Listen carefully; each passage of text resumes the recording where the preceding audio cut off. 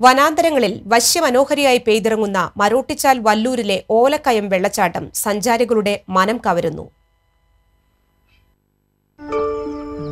പുത്തൂർ മരോട്ടിച്ചാൽ റൂട്ടിൽ വല്ലൂരിൽ നിന്ന് 200 മീറ്റർ നടന്നാൽ പ്രകൃതിയുടെ വരദാനമായ ഓലക്കയം വെള്ളച്ചാട്ടം കാണാനാകും. നിത്യവും ഏറെ സന്ദർശകരാണ് ഓലക്കയം വെള്ളച്ചാട്ടം ആസ്വദിക്കാനെത്തുന്നത്. വനപാതയിലൂടെ കാൽനടയായി നടന്നുവേണം ഈ സുന്ദര കാഴ്ച കാണാൻ.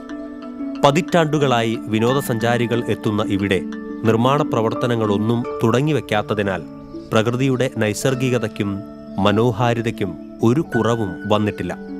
ഈ വെള്ളച്ചാട്ടം പിന്നീട് 3.5 കിലോമീറ്റർ വനത്തിലൂടെ വീണ്ടും നടന്നാൽ വളരെ ഉയരത്തിൽ നിന്ന് താഴേക്ക് പതിക്കുന്ന ഇലഞ്ഞിക്കുത്ത് വെള്ളച്ചാട്ടമായി. ഓലക്കയവും ഇലഞ്ഞിക്കുത്തും ഉൾപ്പെടുത്തി ഒല്ലൂർ മണ്ഡലത്തിൽ പുതിയ ടൂറിസം പദ്ധതിക്ക് വർഷങ്ങൾക്ക് മുൻപേ സാധ്യത ആരാഞ്ഞെങ്കിലും ഒന്നും നടന്നില്ല. മാത്രമല്ല, പീച്ചി ചിമ്മിനി ഇടനാഴിയായി പുതിയ മലയോര പാത യാഥാർത്ഥ്യമായാൽ ഈ വെള്ളച്ചാട്ടം ഉൾപ്പെടുത്തി പുതിയ വിനോദ ഭൂപടത്തിലും ഇടം നൽകാവുന്നതാണ്. പുത്തൂർ പഞ്ചായത്തിൽപ്പെട്ട ഈ മനോഹര പ്രദേശങ്ങൾക്ക് അധികൃതർ വേണ്ടത്ര പരിഗണന നൽകുന്നില്ലെന്ന് നാട്ടുകാർ പറയുന്നു. മുന്നറിയിപ്പ് വകവയ്ക്കാതെ മദ്യലഹരിയിൽ കുളിക്കാനും മറ്റുല്ലാസങ്ങൾക്കും ശ്രമിക്കുന്നവർ ഇവിടെ അപകടങ്ങളിൽപ്പെടാറുണ്ട്.